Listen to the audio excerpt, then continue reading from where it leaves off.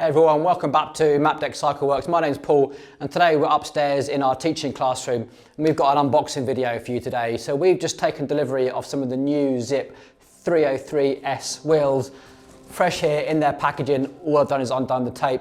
We're going to unbox these and take a look at these. A really exciting wheel set. This is the first wheel set that Zipp have done, which is around that £1,000, $1,000 price point. And these are going to go up against all those less famous brands, and I'm thinking like Pacenti, Pico 46s, Zeus wheels, around that 46mm depth, around that sort of price point. And this is Zipp's first glance into that. So I'm really excited to see what this is all about. There's been loads of hype on the internet about them. 28mm internal, 28mm minimum tyre size that you've got to run. Disc only, lots of details out there. Let's get one of these box openers. I'm excited to see what these look like. Zipp stuff always comes really well packaged in strong cardboard. Oh my God, they're wide.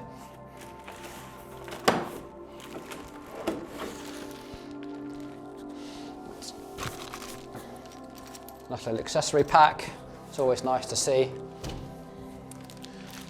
And all wrapped up in plastic. These are looking nice. Remove those little plastic end caps. Just stop the axle poking through the box.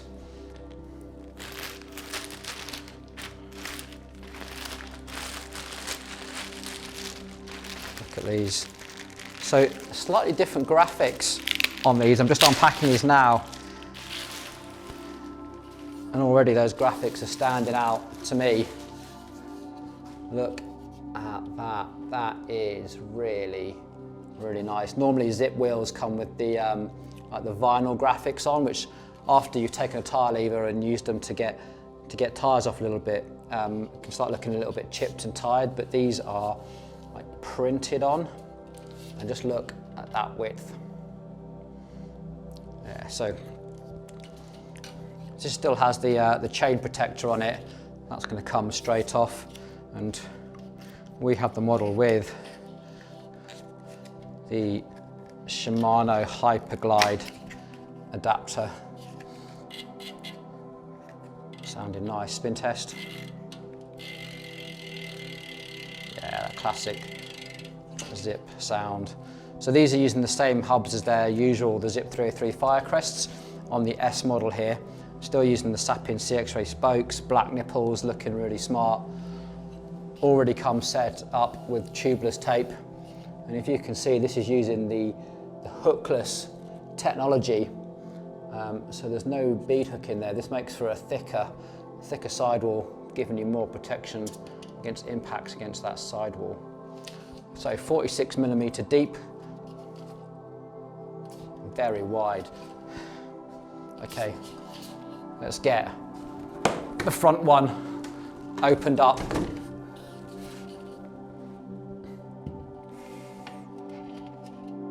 Nice.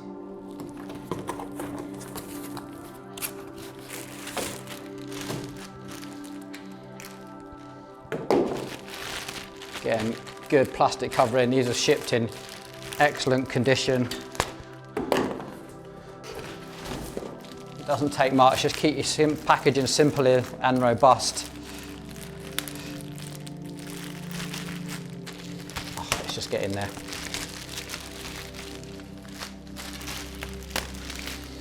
So one of the reasons I'm quite excited about this wheel set is we're based up here in the Lake District. So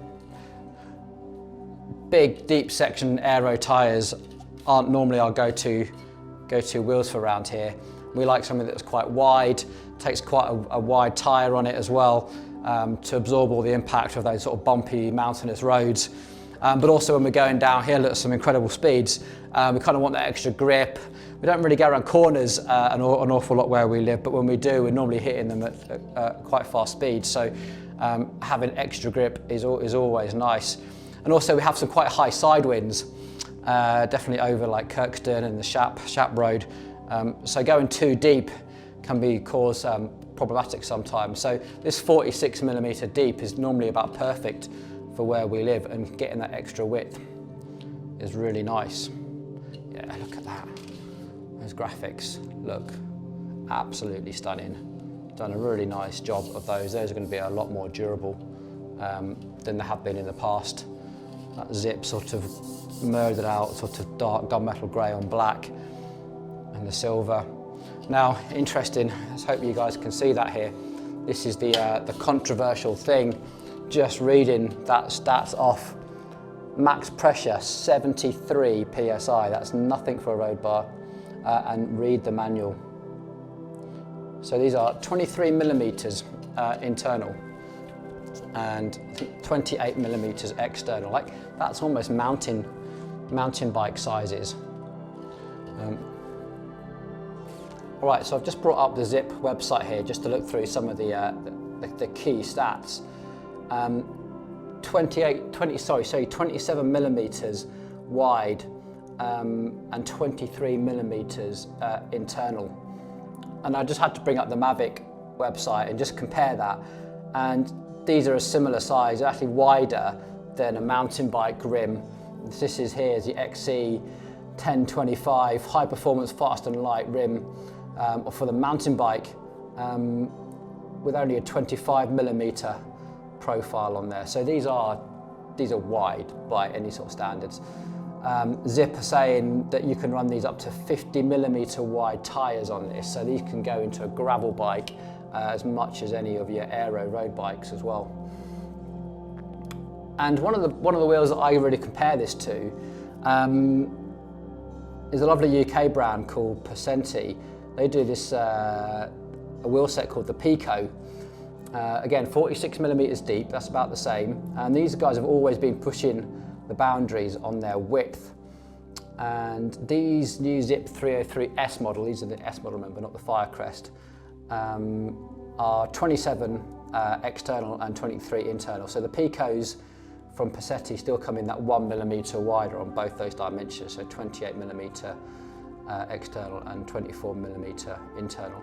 So one of the things that I'm really interested in, and I'm sure you guys are too, is can we fit our favourite tyres on there? What's it like fitting, say, a Continental Grand Prix 5000 onto a rim like this?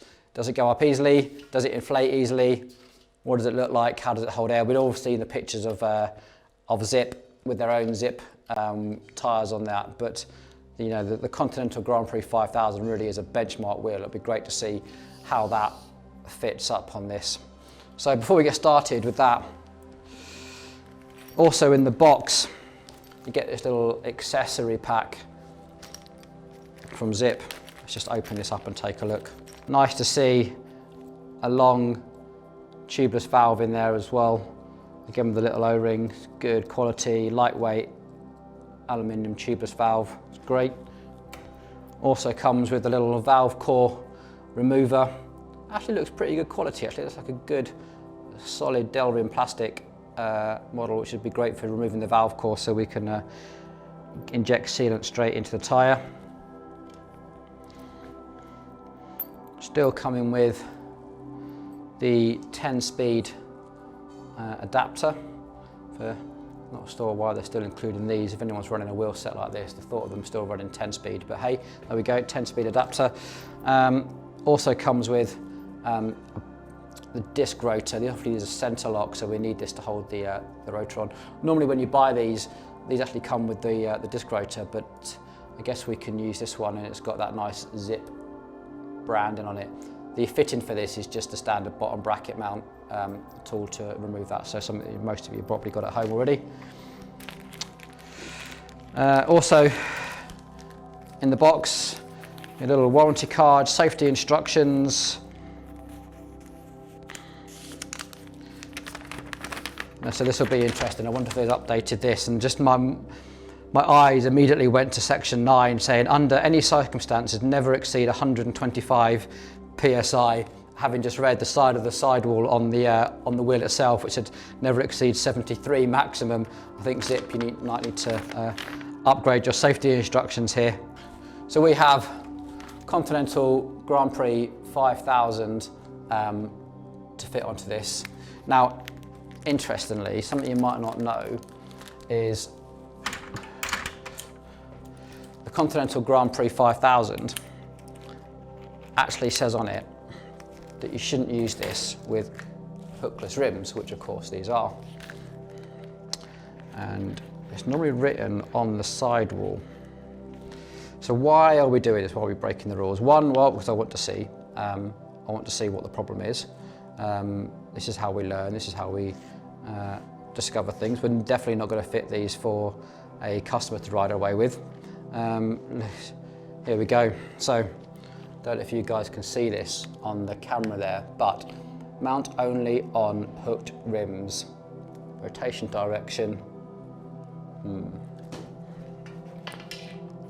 Line your logos up, it's a habit.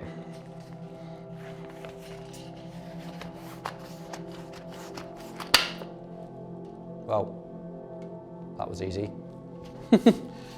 So start opposite the valve, because obviously the valve is taking up some of that drop channel that we talked about. As I'm going round with my thumbs, I'm just making sure that that is in the drop channel. Okay, this is a little bit tighter now. Ease it in. Thumbs, thumbs, thumbs. Pop. Well, that is probably the easiest I've ever known a Continental tyre to fit onto a Zipp rim. Okay, let's go grab a pump. See if we can pump it up. Been to get our standard Lausanne steel floor drive. Standard road pump, high pressure pump with a quick release chuck. I'm gonna go for the easiest option first. Chuck this on, hold it on, let's give it a pump, see if it seats. No. Well, to be honest, I'm a bit out of breath now. I would say that if you can't get these on easily with a track pump at home, not a great combination. It was a good experiment. We shouldn't have really have used these tyres anyway. Let's whack these tyres off and let's fit a proper set of tyres to these. We're going for Schwalbe Pro One's Tubeless Easy micro skin model. These you can fit on beads with hookless technology. There's no warnings from Schwalbe about that being a problem at all. So let's get these fitted up, see if they inflate any easier. Conti Grand Prix 5000s, no. Let's see. To be honest, these are probably the tyres that you would consider fitting. Pirelli's great tyres, again, not for hookless rims. The Zipp tyres, I know they're good tyres, but boy, are they expensive.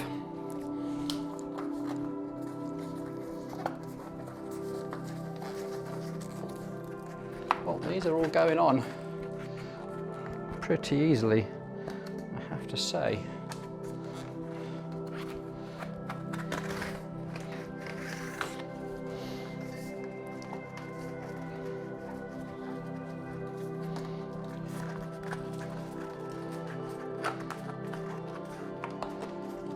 Look at this.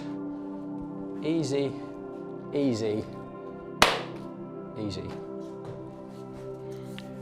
Right. See if we can get some air into these.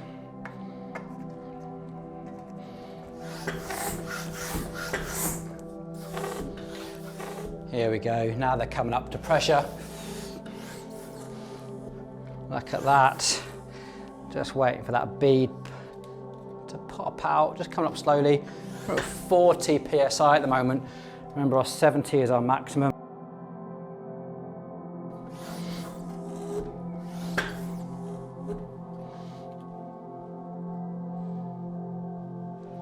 Now, what happens if we get to the maximum pressure and it still hasn't seated?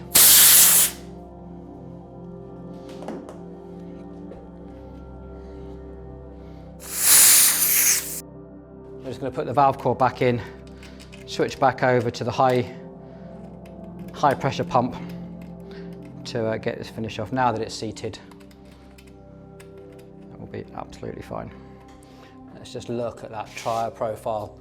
So, I don't know if you can see, but the tyre is only ever so slightly wider than the rim itself. Zipp say that reducing this little curvature here is just going to help the aerodynamics, help the air run past that rather than forming a vortex and some turbulent air in between. Personally, not so worried about the aerodynamic details. They ride how they ride. It's important that they ride nicely. Things like, can you mount a tyre onto it easily? Can you repair a puncture easily? I always think that the time that you might spend replacing a puncture on a very awkward to replace more than makes up for any advantages in aerodynamics that you might have picked up by an expensive wheel set that has tyre mounting issues. But yeah, I'm really happy with that. Schwalbe Pro Ones, 28mm, straight up with a standard mountain bike high volume pump.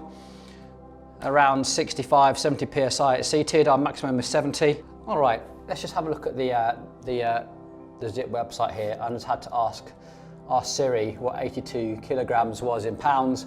It told me I'm 180 pounds. So we're somewhere here. So between 57 and 61 or 58 and 62. So let's say, let's split the difference. 61.5 PSI is the recommended tyre pressure in there. All right, so that was our unboxing and a tubeless tyre fit up video. We had to go with the Continental Grand Prix 5000s. You shouldn't be fitting them anyway because they don't work with hookless technology. They didn't inflate so easily. Fitted up a pair of Schwalbe Pro Ones, which is what the customer for these particular wheel sets wanted anyway. They went on an absolute dream. Went on with just thumbs, inflated with a mountain bike pump, dead easy, clicked into place around 70 PSI. Looked onto the Zipp website to see recommended tyre pressures, drop these down to 60 PSI to start with, see where we go.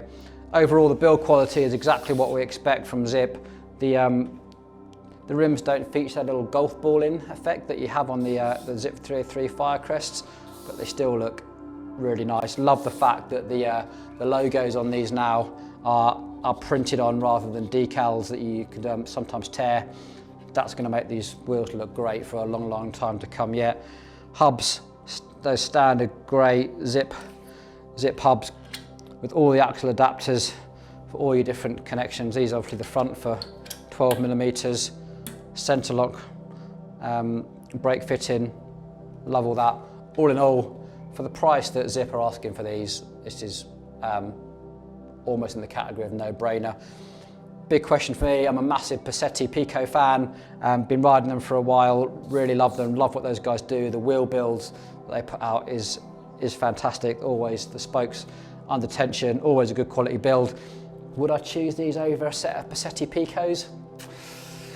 I think for an aero road bike, I probably would. If anything that had a little bit of off-road ambitions or some rough roads, I think I'd still go for the Pacenti Picos just because of that slight extra width. But for me, riding around here, Lake District roads, windy, rutted, fast, I think these are going to be a fine choice. Okay everybody, thanks for watching. Let me know what you thought of the video in the comments below. This is from a mechanic's point of view.